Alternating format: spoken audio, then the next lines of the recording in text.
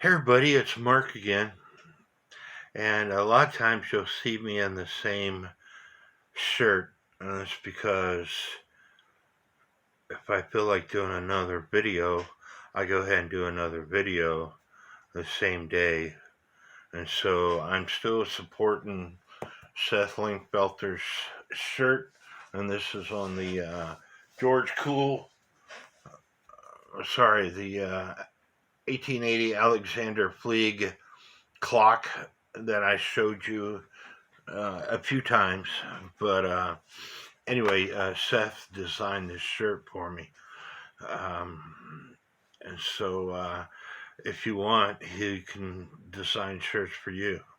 But anyway, I hope you all are learning. I hope that you stick with this.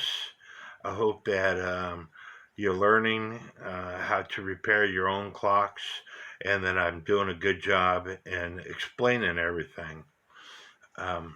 But as promised in the last video, this video is going to be about my 1908 GK or George Kuehl Cuckoo quail clock. And we're going to go into some history on the George Kuehl clocks. And I'm going to show you my clock, show you the movement. We're not taking the movement apart. As I explained in the last video, when I bought this clock off a marketplace a few years ago, and I paid, stand by, let me look. I paid $70 for this clock off the marketplace to include shipping. And these clocks sell on eBay $500 and up.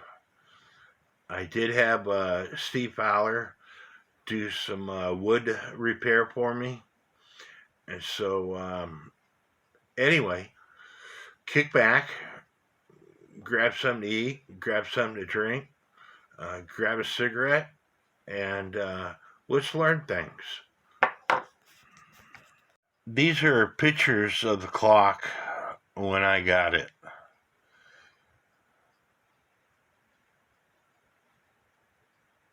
It had a rat's nest in it, and this is the topper, but as you can see, it's broken.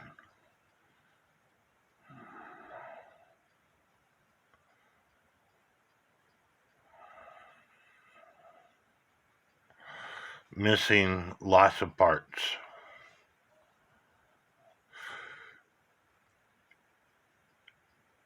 And that was my tracking number.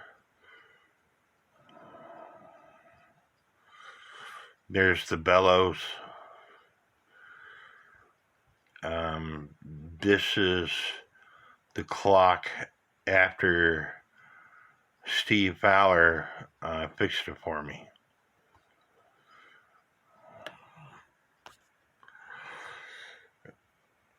But I bought this clock 17 September 2019. Here's some NAWCC information on George Kuehl. Somebody was asking a question about a GK clock.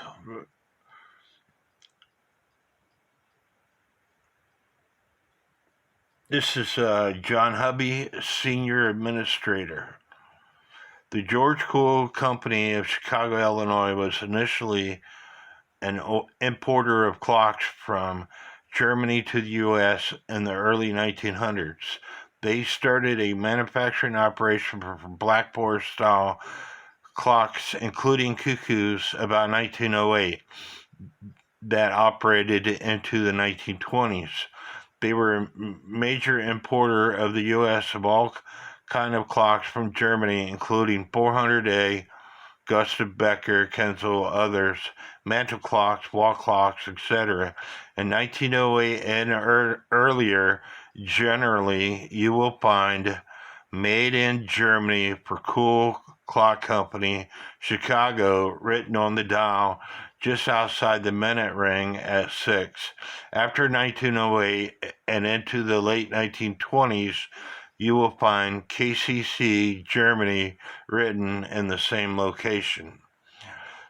I've never seen this information on the George Kuehl clocks, but my clock has got this information, and it says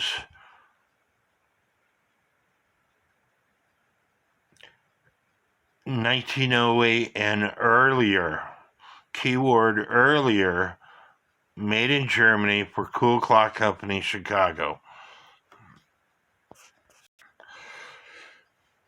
This person is saying, here's a scan from September 1905.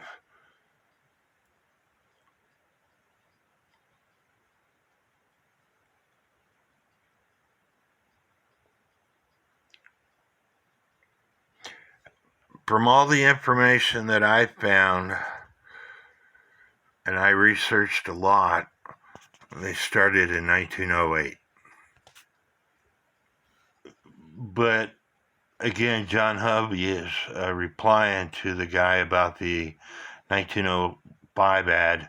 Les, thanks for posting the ad.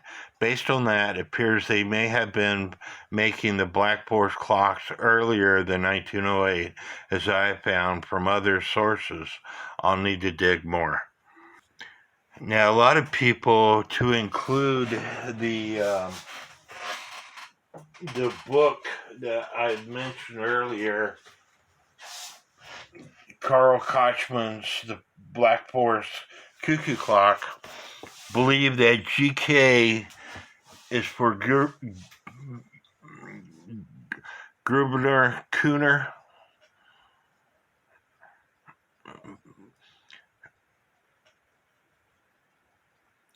Grubner Kuehners are saying Brothers Kuehl, but some people believe that Gruber Kuener is a company that was made before George Kuehl. Here's an expert of Theodore's George Brothers obituary. The brothers prospered and the business developed until 1891. It was incorporated. And then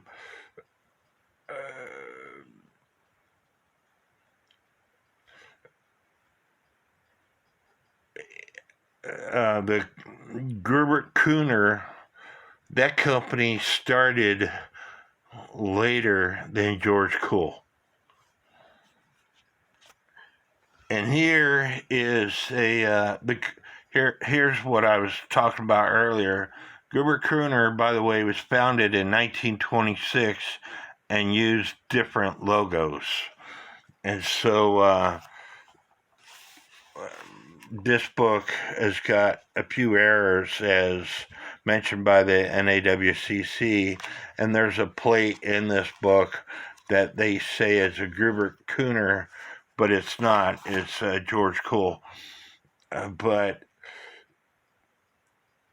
they got this patent here in January 26, 1909. They used both this one and this one, and they got a patent for it January 26, 1909. But they were identifying their clocks earlier than January 26, 1909. Now I want to read this. Certainly, I would suppose that there are many cobwebs covering the early history of the Kuehl Company in Chicago. It was, however, not at all unique that Germans founded stores or importing business in the United States, and in fact, Stevenson wrote an extensive article on Black Foresters in America, Ships Passing in the Night, which was published in reference book I can't pronounce that. The way it was, there's only one mention of the Kuehl's company in German journal before World War One. Kuehl boasted about being involved in lowering the American taxes on cuckoo clocks. Oh well, do good and talk about it. Personally, I believe that Kuehl then made arrangements with German BF movement producers, i.e., with Berger, the largest German supplier. Be assured, movement producers like Berger or Seidel did not only make them for American importers or wholesalers, but many renowned German makers too. If you ordered enough of them, they would set up new manufacturing line with whatever logo you wanted. Now, there's another set of information out there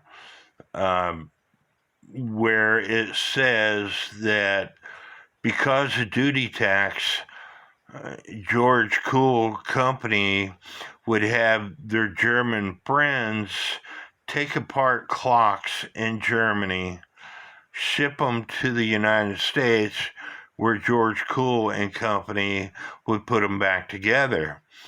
There are clocks out there that are way older than 1908, and I'll take you to one of those clocks. So it is very possible that they contacted their German friends back in Germany and said, take a clock apart for me. That way they wouldn't have to pay the duty tax. And that clock might have been made in the mid to late 1800s.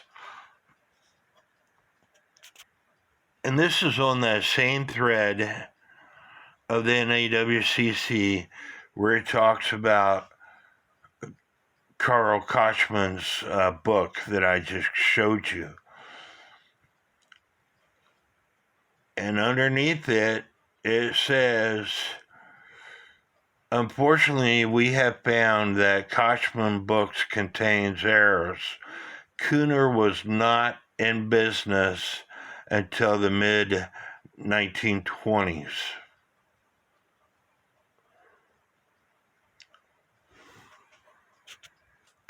And here explains Gerber Kuhner was founded on 1st January 1920 by three brothers.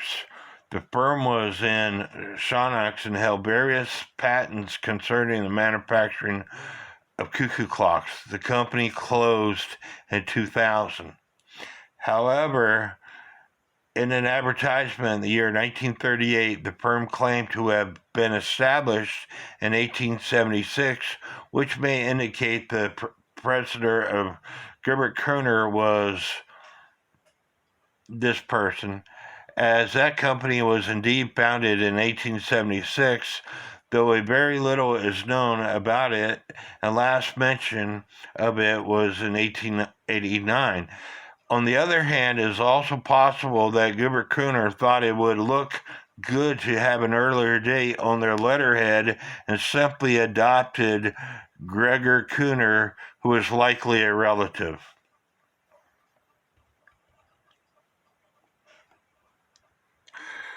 I will leave the NAWCC link in the description of this video. And because my George Kuehl cuckoo quail clock is a railroad style cuckoo clock, I want to show you this.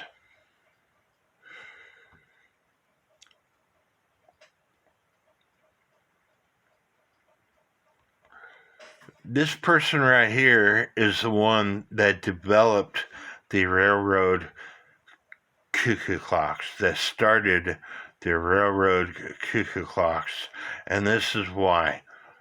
And I will leave this link in the description of the videos also.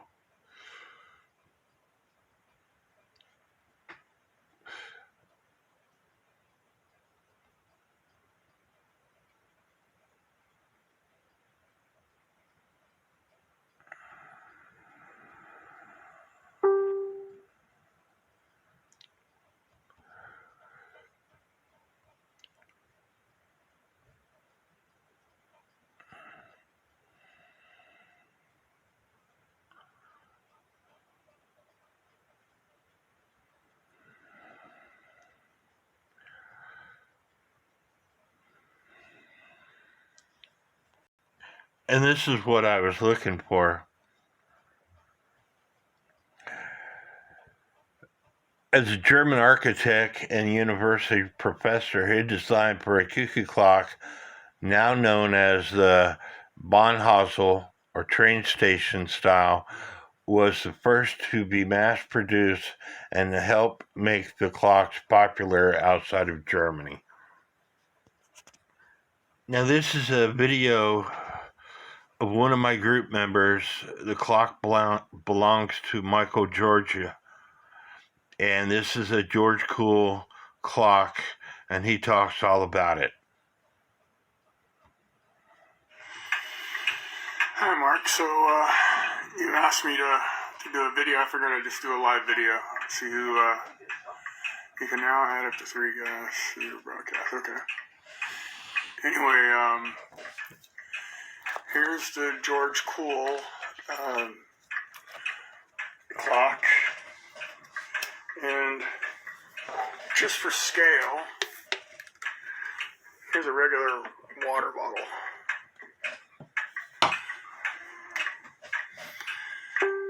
So you have a general idea how big this thing is. It's rather large. It's about 3 feet tall. Really, really detailed. Let's see if I can make it bigger. Carving. I mean, I think that's about as realistic and really about life size. I mean, that is literally about the size of a pheasant, a real pheasant. And maybe that's a little bit small for a hare or a rabbit. It's a little smaller than a real life-size whitetail rabbit. And then here's another. I think this is a pheasant. It was made or hand carved in Germany, so I think there's not necessarily a pheasant, but a black bird in Germany, and I don't know the name of the bird, but I think that's what these must be designed after. But I mean, this is my hand, and that's the size of that pouch. So it's really very realistically sized. Very similar to my Alexander Fleet clock and as far as carvings, 1880. So, as Mark was saying, this is a George Kuehl clock.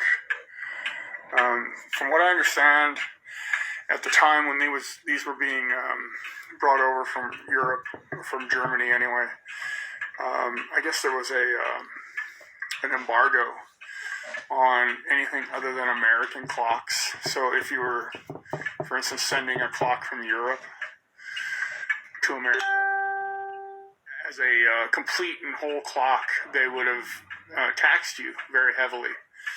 But if you take it all apart and send it individually over and then reassemble it here in the United States, you got away from having to pay that embargo tax.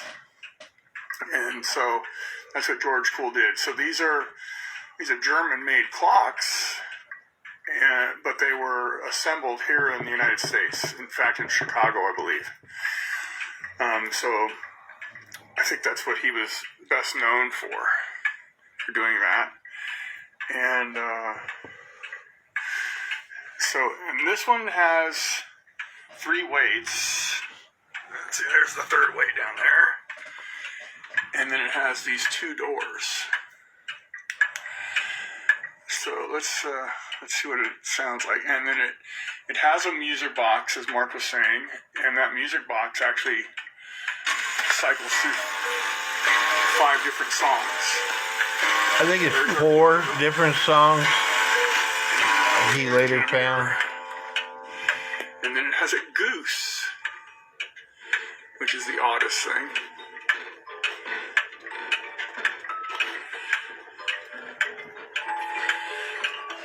And can you hear the song?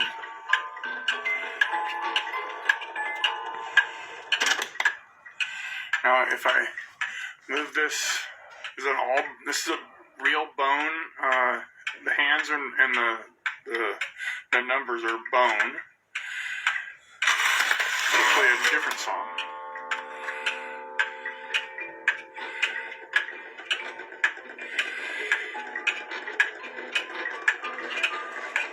I do remember that one of the songs was like Edelweiss, but they're all German national songs.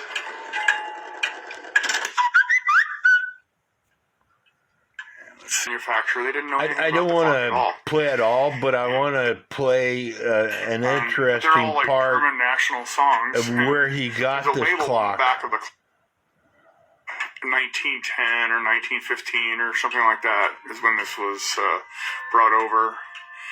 So it's a good 100 years old.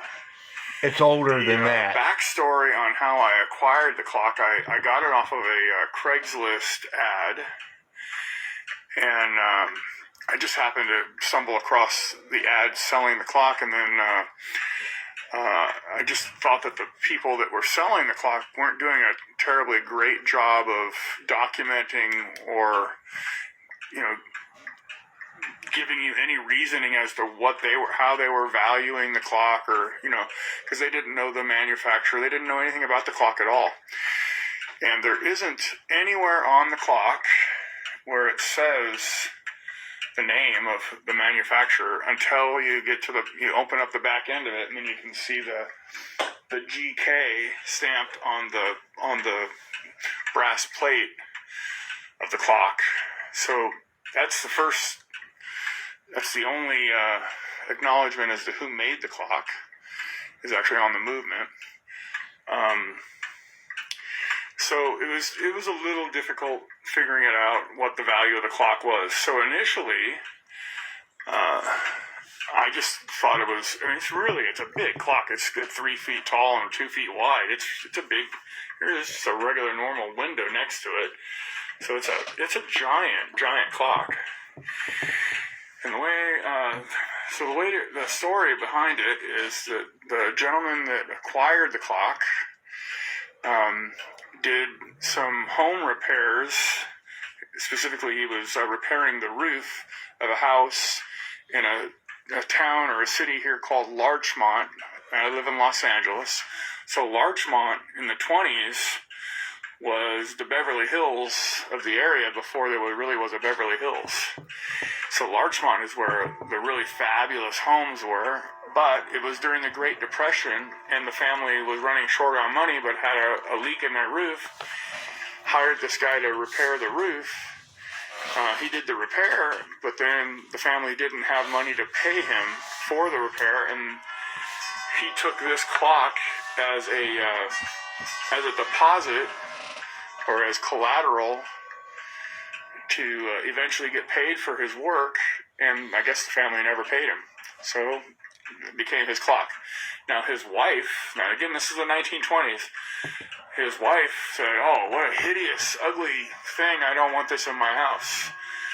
So he made a box and packed it in the garage and packed it with all newspapers at the time. And so when I came across it, we literally unboxed it out of that box, and it was all packed in with newspaper from the Great Depression. So I just thought that was really cool. Just that experience alone, just unpacking it and just noticing all this, all these articles about, should we or should we not get into World War II, and should we get, what are we going to do about the Great Depression? How are we going to handle this? How are we going to do? It's just, just all this stuff that was happening in the newspaper but the paper itself was just, absolutely, just done. Anyway, very, very interesting day, just helping them unpack it. Now then, because they had no scale in that photograph on Craigslist, I had no idea it was going to be this big. And so when I showed up, I was like, holy cow, this thing's huge. Yeah, this thing's worth, and they were only asking a couple $100 for it. And I said, this is way worth more than the couple $100 you're asking for it, but we need to find out who made it and, how old it was, and we got to learn more about it before you can even sell it. And the guy just interrupted me and goes, "You know what, man? my wife, her grandfather acquired this clock. Her grandmother hated it. When he died, it got passed on to her father, and her mother hated it. They lived in a very ultra-modern, like one of those houses that have all glass walls, like you can see out, everybody can see in and you can see out. It's like ultra-modern house. This isn't gonna fit into our house, and we aren't interested in it, and you're the only person in 3 months that has even talked to me about, called me or sent me any information about, about Cuckoo clocks. So you're obviously the only one that's going to be interested in this clock. Do me a favor, give me $100 and take it off my hands. So now, at the time, I didn't know it was a George Kuehl. I didn't know anything about the clock, and I really wasn't really into Cuckoo clocks per se.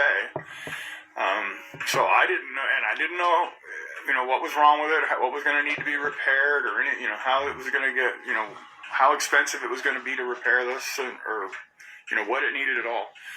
So, $100 seemed like a fair price at the time.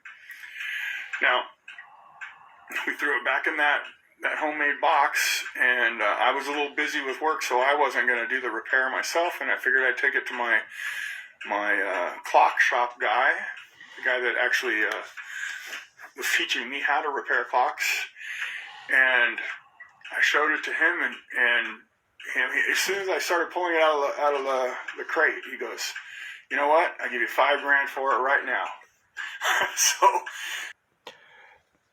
So $100, he was offered $5,000 for it from his clock repair person. Because he's in my group, I have a group member who I've talked about before. Her family comes from a long line of clock repair. She sent this video, pictures, whatever, to her mother, who still lives in Germany, and her mother told her that this clock is worth between 10 and 15,000 euros. So that's just an example of what we talked about, or what I talked about before. George Kuehl was contact his German friends back in Germany, send me a clock. They would take the clock apart because of the duty tax, send it to him, and he would put it back together. You cannot tell me that that clock was made in the 1920s, like some people have said. This clock, in my personal opinion, was made in the 1880s or before because of the carvings. Now, I took some of this stuff and saved it on my computer. Again, this is a patent number that was given to George Kuehl Company January 26, 1909. These are some eBay ads that were for sale, and I saved them to my computer. These are from 1908.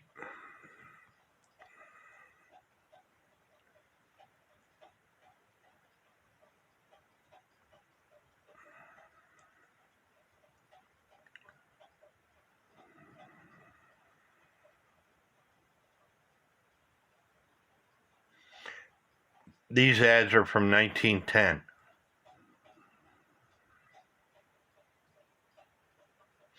These ads are from 1913. This is from 1916.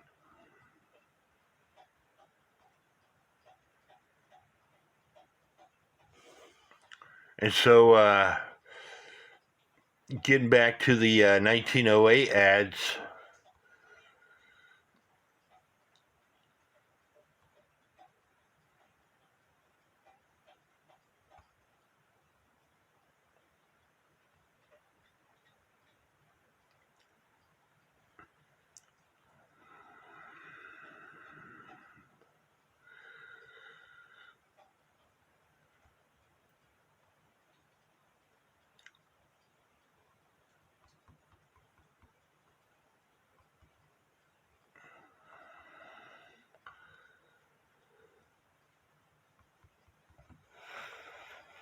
And there's my clock. That's what it originally looked like. Quail and Cuckoo clock, height 25 inches, width 17 inches, and then dial, quarter-hour strike and call, solid walnut or oak with initial inlaid ash, ebony, and mahogany ornaments, large size GK movement, front case made of 3 layers of wood. And back in 1908, it cost you $282 for this clock. Now, because the clock had so much damage, I took this ad to my local newspaper office, and with the measurements down at the bottom, they printed this ad up for me to scale, and that is what I originally tried to carve the topper, and I did a fair job with a scroll saw and a Dremel, but I wasn't happy with it, so I paid Steve Fowler to make a topper and to make what he could for me. This is the centerpiece that I carved out, which is this piece right here, on my scroll saw. I did an okay job, but again, I wasn't happy. This is the original topper for the clock. As you can see, the leaves are broken, and this would have went on this side right here.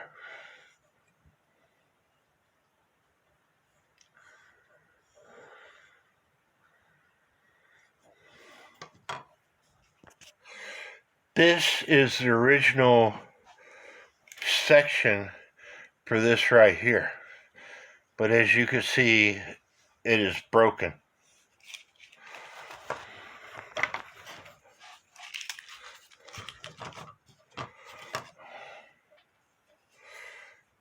Now this is what I made.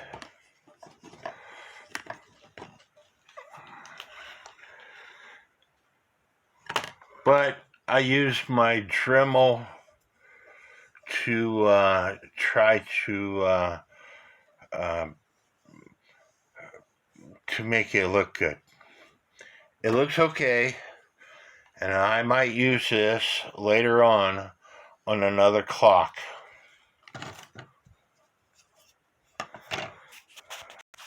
Again, this is the clock, but this is not the picture to scale clock. This is what Steve carved for me. As you can see, he made it look like it was made in 1908. This is my clock. If I don't break it, this is my clock. He added these pieces. He added these pieces. He added these leaves because it was missing. And if you look on the dial right here, it says, if I can get the thing to focus, made in Germany, Kuehl Clock Company, Chicago, Illinois. 1908 and earlier is the only time frame that they marked their clocks like that.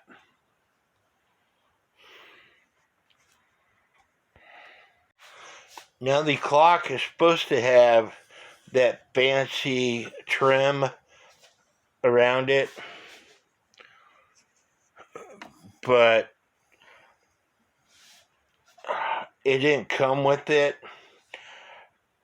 Steve asked me if he could modify my clock.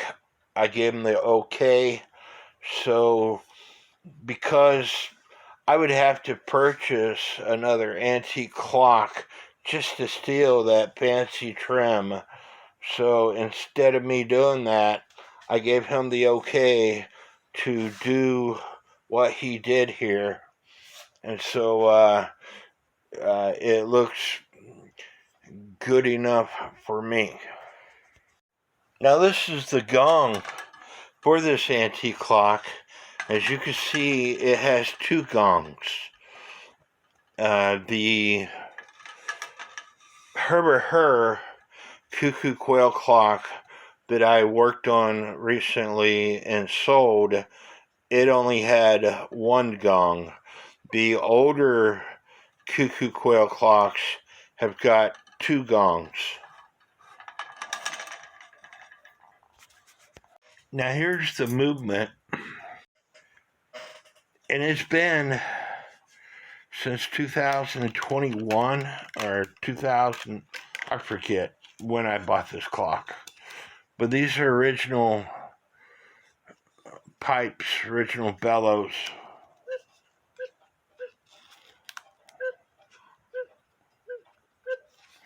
This original leather. And it sounds like crap to me. So I'm going to be replacing this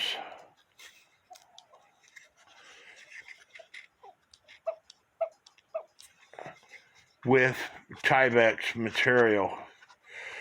And again, it's my clock. I'll do what I want. You do what you want with your clock. I do what I want with my clock. But here you can see the original weight that they screw down on these things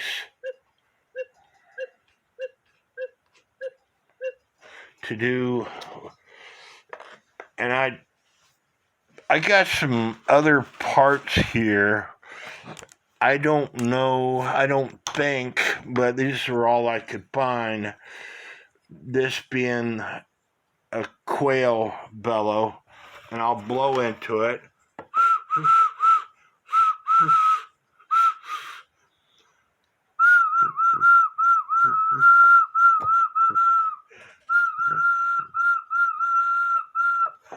As you can see, that is a quail bellow.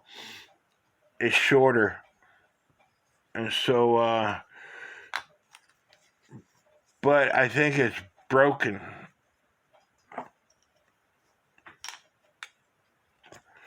And I don't know whether this is a part to it or what, but it don't matter. Well, it does matter because the more air, and this is not for a quail, the more air that is formed, the more how do I say this? Your triangle bellows here have got more air in them than a typical bellow that is a typical shaped bellow like this. And therefore the antique clocks have got these triangle bellows on them, and therefore the sound is much better than if I was to put this kind of bellow in this antique clock. You would notice the difference. So anyway, I got to do some bellow work before I can put this clock together, and I have to find a compression washer for that minute wheel with minute pinion. I hope that y'all are enjoying this video. I hope that you're learning things, because that's what this is all about, isn't it? And I hope that you don't take the only thing that you take is Mark is too damn cheap to purchase real leather and he uses Tyvek.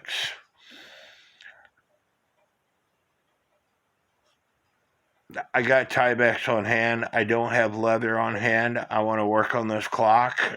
I'm going to put Tyvek on it. And for those people who have a problem with that, again, it's my clock. I'll do what I want. Your clock, you do what you want. My clock, I do what I want. I'm not selling my clocks. If I was to sell this clock, then yeah, I'd want to put leather on it. But I'm not selling it. It's one of my favorite clocks.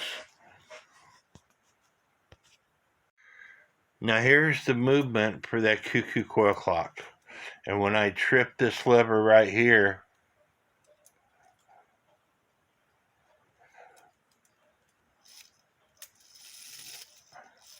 you can see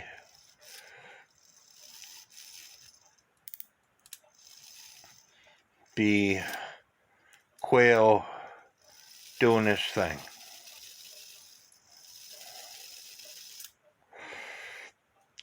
Now the Cuckoo only plays on the hour. Now you have to understand that I haven't really messed with this movement since I bought it, after I cleaned it. But the Cuckoo only plays on the hour, and that's because there's a pin here and a pin here on the quail to trip, and a pin here, which trips the Cuckoo. And we will put this in my stand later to show you. Now the birds have got articulated wings. Here's the quail, and the tongue is coming out, and here's the Cuckoo.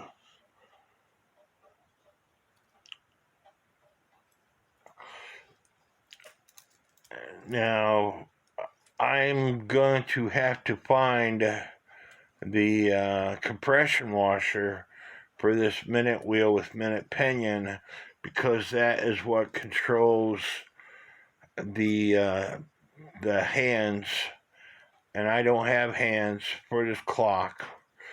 But these 4 pins on the bottom of this minute pipe is what trips the quail.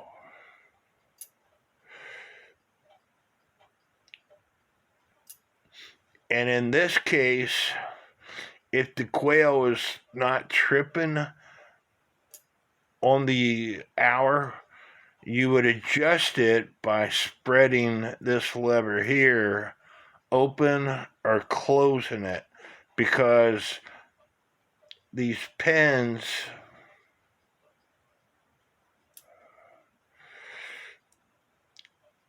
is what is controlling this lever to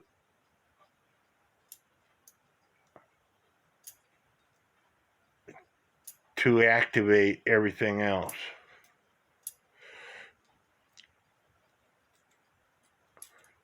And I'm going to have to bend this wire down because it's not tripping the quail.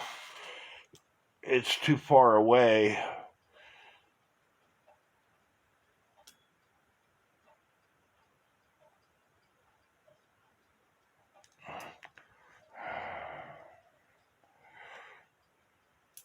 And that makes the quail come out.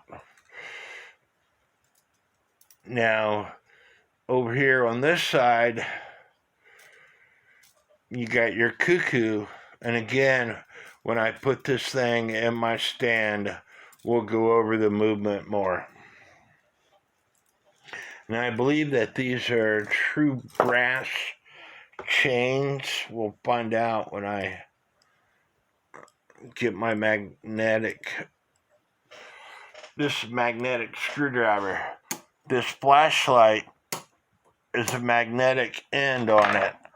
And when I grab a hold of these chains, it doesn't pick them up. Well, it picked up something on that chain. So, some of these chains are apparently metal, and then the original chains are brass. And I'm going to have to go through these links because there's some that are open. So I'll go through every link and fix them because these original chains, why would you want to buy another chain if these chains are original?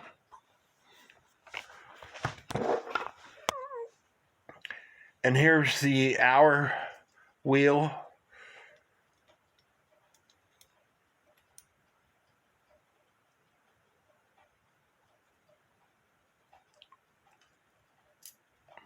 This thing might not need a compression washer on it, but on the bottom, you can see the square tube, the square piece right here. That's where that compression washer fits on to control the minute hand.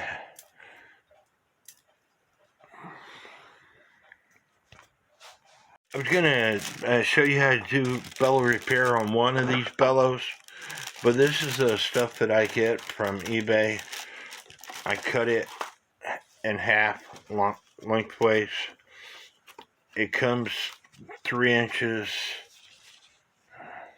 by 8 inches. Cut them in half. This is one of the antique bellows, and if you spread this thing apart, which is hard to do because of this leather that's on it, this 1.5 inch width paper will work on these antique bellows. Here's the quail that we're going to do. And the first step is to clean all this stuff off with a knife, sandpaper, whatever. You want to make it nice and clean. I just happen to have my Dremel here, and so with my Dremel, I'm going to make it nice and clean really fast.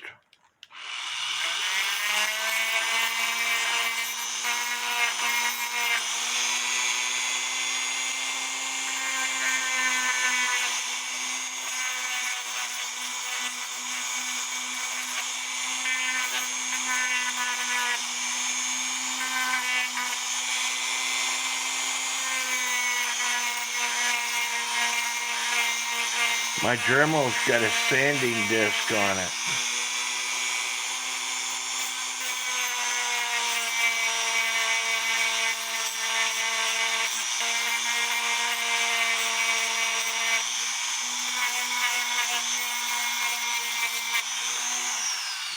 And this is the top.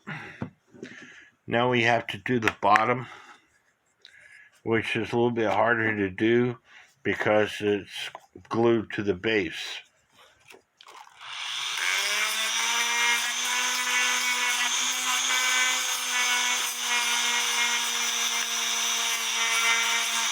And it does create a mess.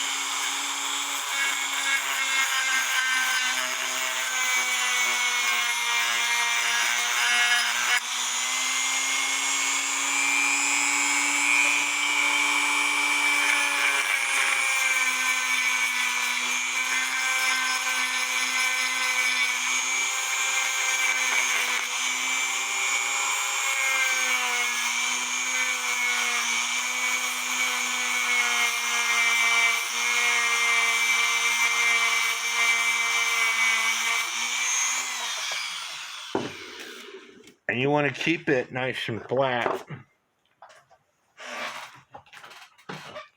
That way your paper works well. And you always blow into the bellow.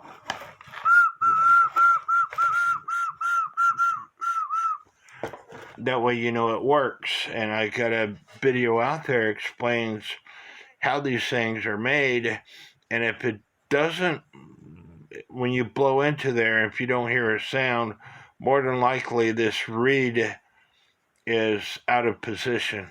But you also want to make sure that there's no cracks, holes, whatever. The first step into making a bellow is putting a hinge on. And I have extra pieces of paper in here that I always save for the purpose of a hinge. And so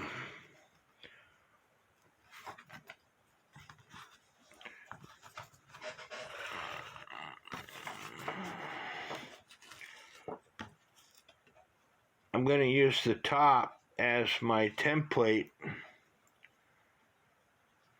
for the hinge.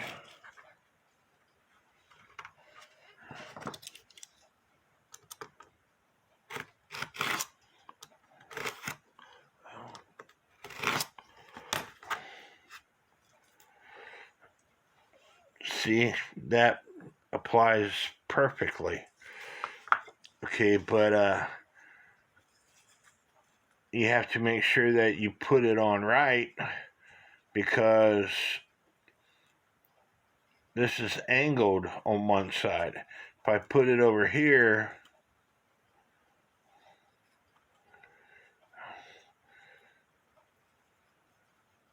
well, it still works, but I cut it like this, so that's the way I'm going to use it. And I bought this do-it-yourself industrial strength glue, permanent adhesive. I'm going to try it on this bellow. I normally use super glue, liquid super glue, but I bought this to see if it'll work, and that way it creates less of a mess. And I need my eyes because I can't see nothing.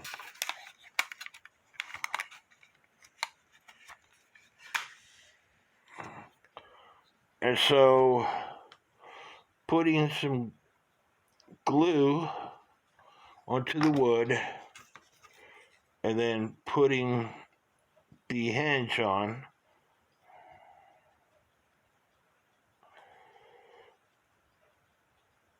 and then rubbing the hinge back and forth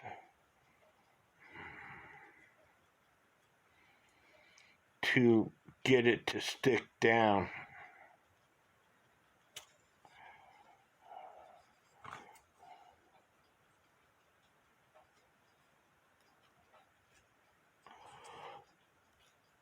And I can see right now that maybe I either put too much on or this stuff is not going to work that well for bellows.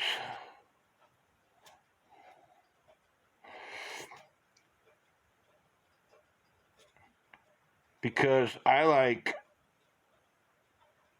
doing things fast.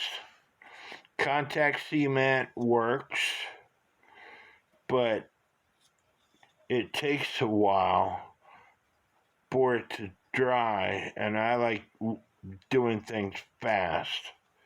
And so this stuff is not going to work for me for working on bellows. And so therefore, Loctite super glue. This is the best stuff there is for working on bellows.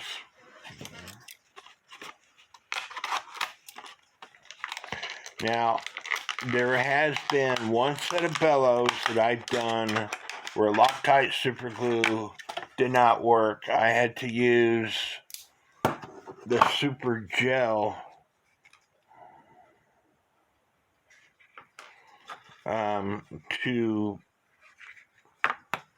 to work.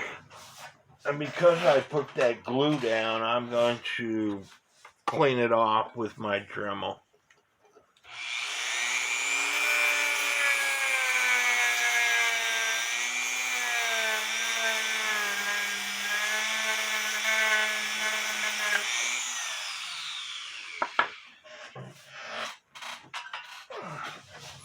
I still should be able to use the same hinge.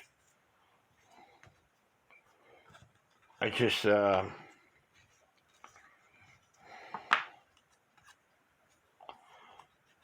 going to use Loctite super glue instead.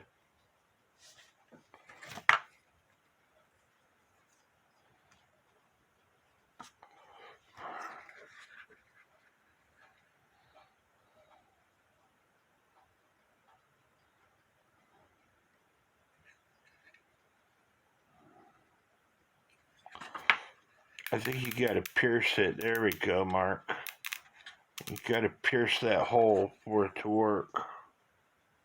Or make a hole in that for it to work.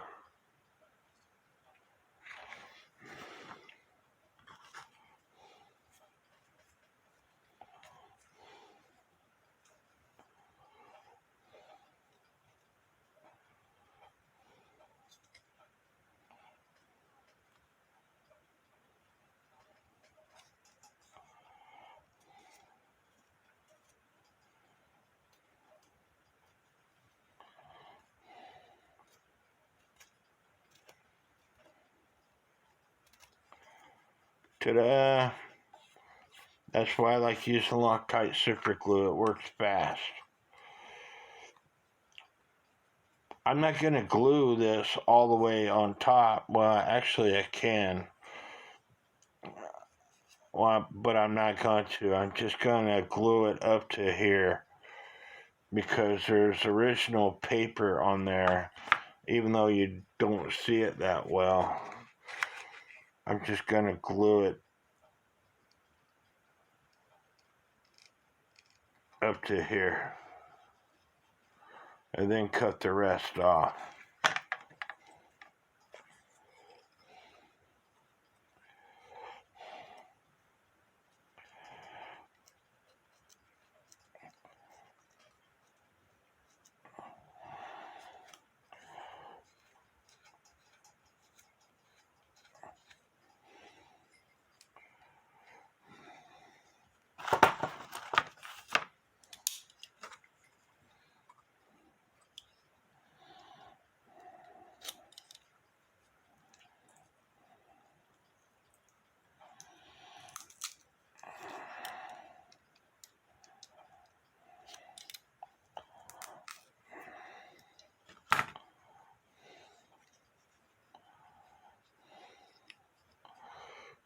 I'll just glue this part down on the side.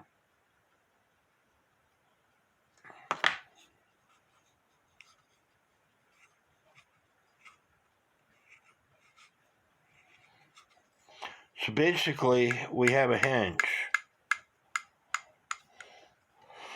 So now what we have to do is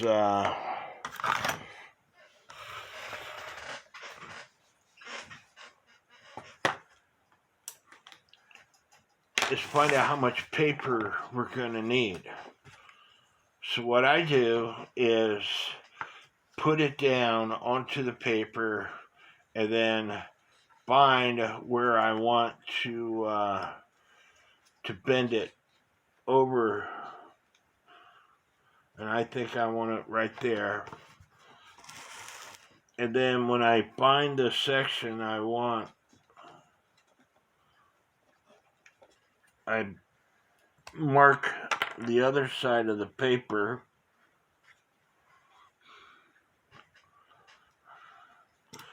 and then I roll this paper over to find out where I want to cut it off. Because we don't need all this paper. So I'm going to cut it off at my mark. And then I'm going to try it again to make sure where I marked it versus what I got left is going to work. And it will work. So now I'm going to put some glue on this bottom board here.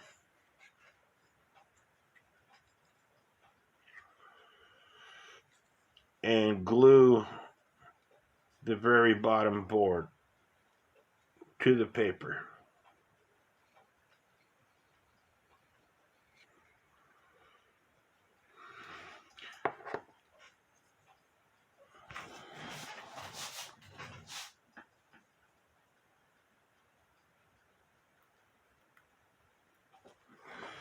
And then start rubbing it down.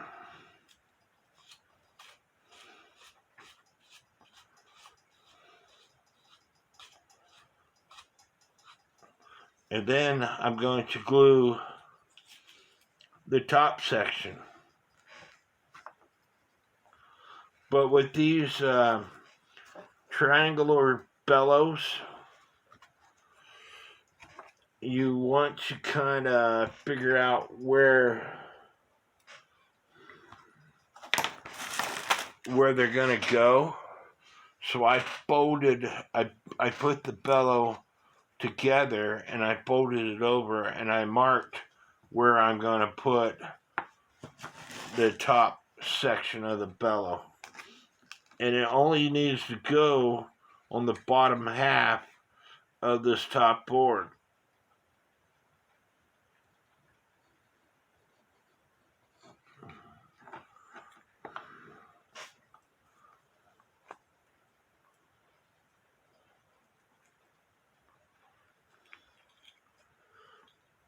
And I got some glue somewhere because it's sticking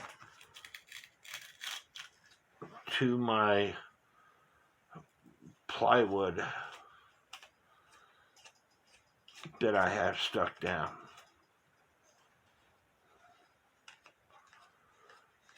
Now that that's glued, I'm going to pick a side. I'm going to hold the bellow open with my fingers, and I'm going to put some glue on both boards.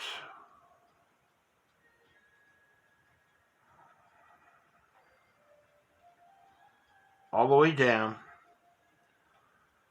And the thicker board, again, it only needs to go on the bottom half of the board.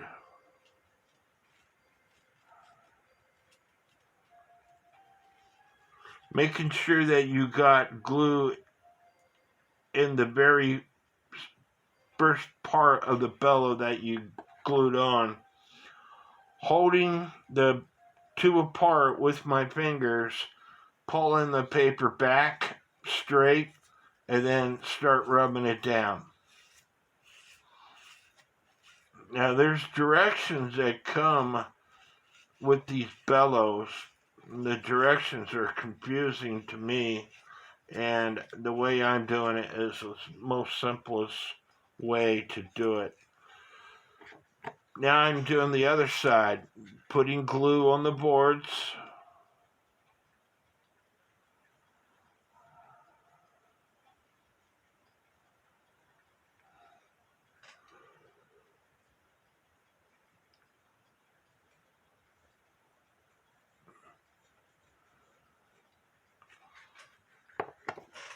And making sure that you could see this.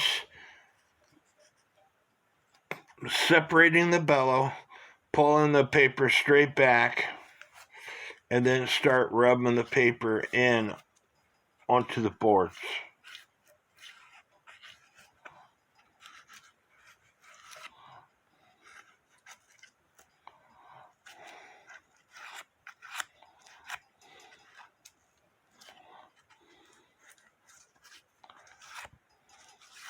Now we're not done yet because we have to tie this in. So but I want to cut away the excess bellow material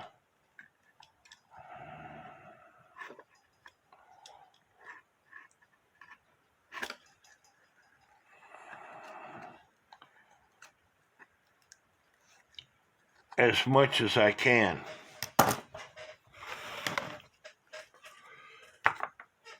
To me, it doesn't have to look beautiful. It just has to function.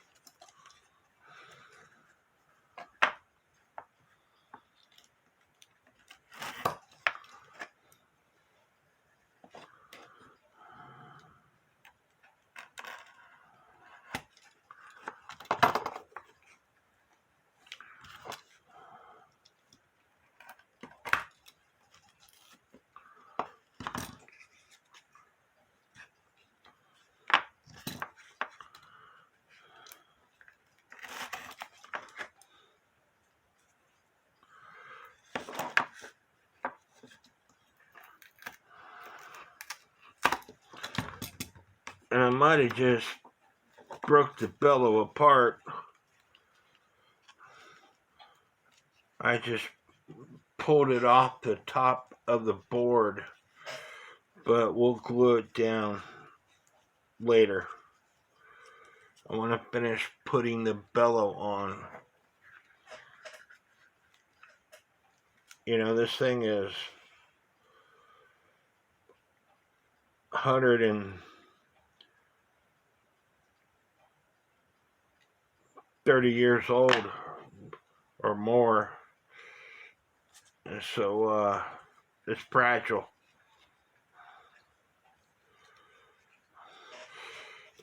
And you also want to push in on the front of the bellow and squeeze in the sides, because this is the proper fold. You got an X right here on the front of the bellow, and you can go ahead and take a rubber band or whatever and tape these together. Secure them together. That way it's creating that memory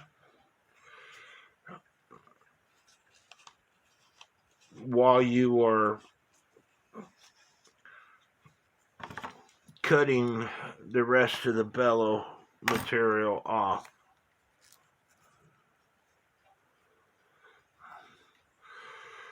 A pair of scissors, a sharp pair of scissors, would be the ideal thing for this.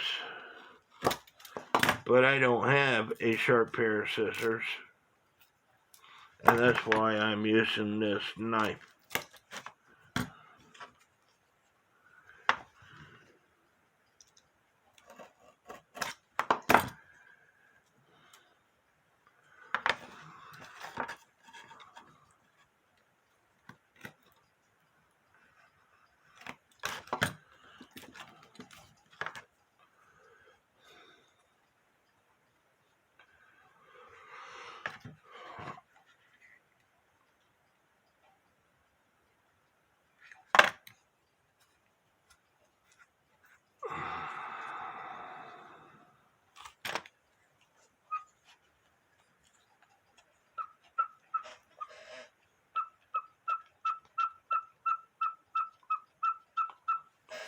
It'd work better once I glue down the part that came off. It was actually the hinge that came off, so I have to glue that down. I might have to redo this entire bellow.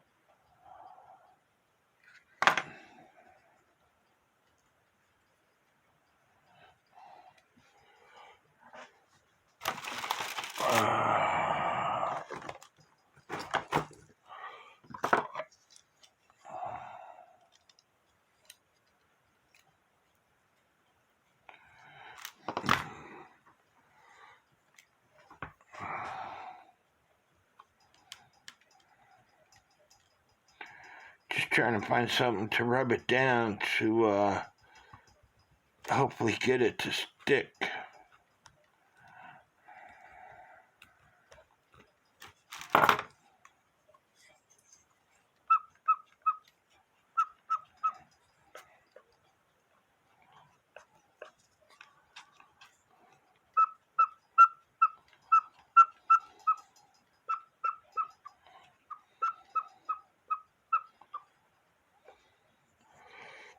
I still have a hole right here.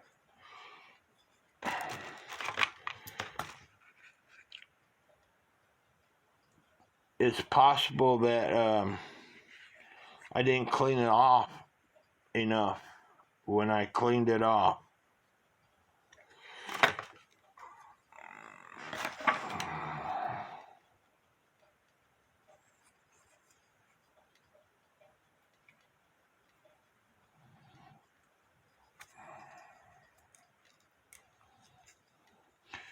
But, you know, when I went to cut the paper, I used too much force.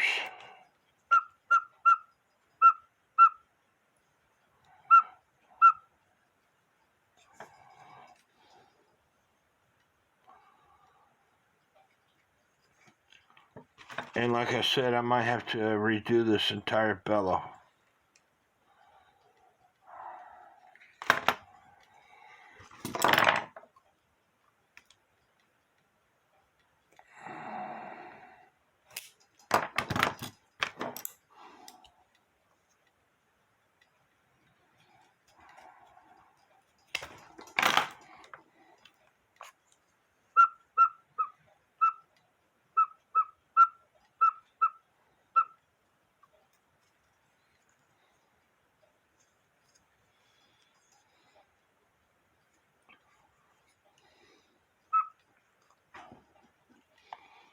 I'm going to try to put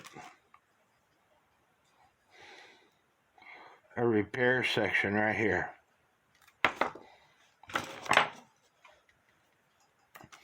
But you have to understand, the more material you use, the harder it is going to be for the thing to close.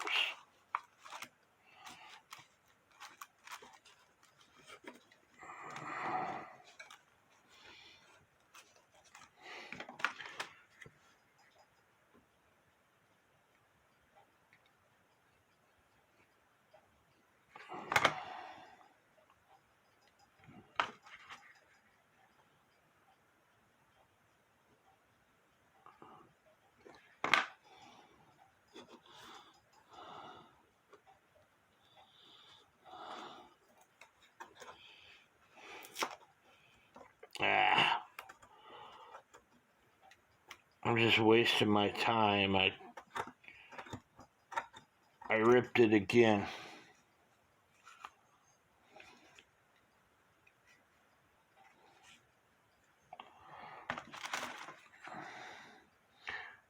But, you know, the whole purpose of this video is so you can learn things. And how do you know I'm not doing this on purpose? To show you that this is not what you do to repair a bellow or to work on a bellow.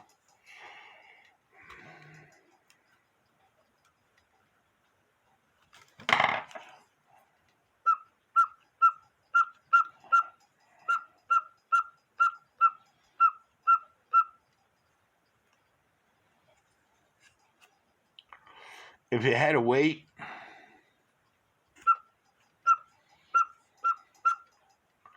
you have to understand that the quail bellows do not make the typical noise that the cuckoo bellow makes. And that's the kind of noise that it makes, is a quick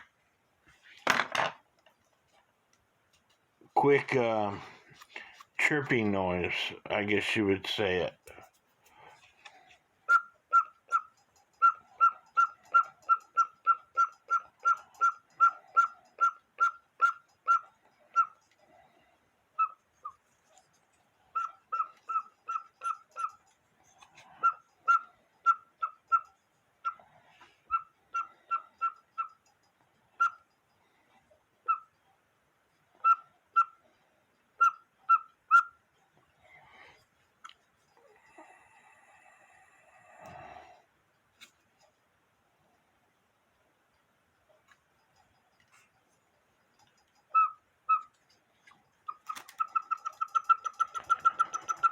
need to add a weight to it.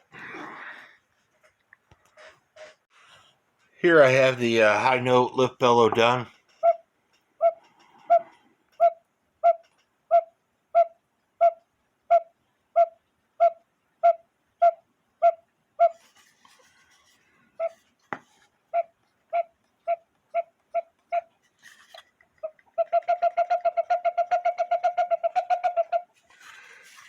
There's a lot of cracks in it. I tried to glue, fill it in.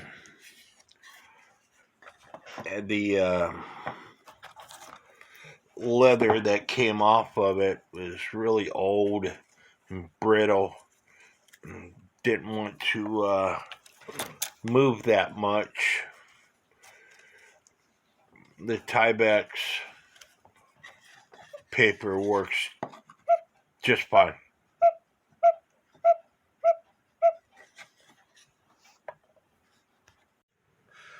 I hope that y'all are enjoying this video.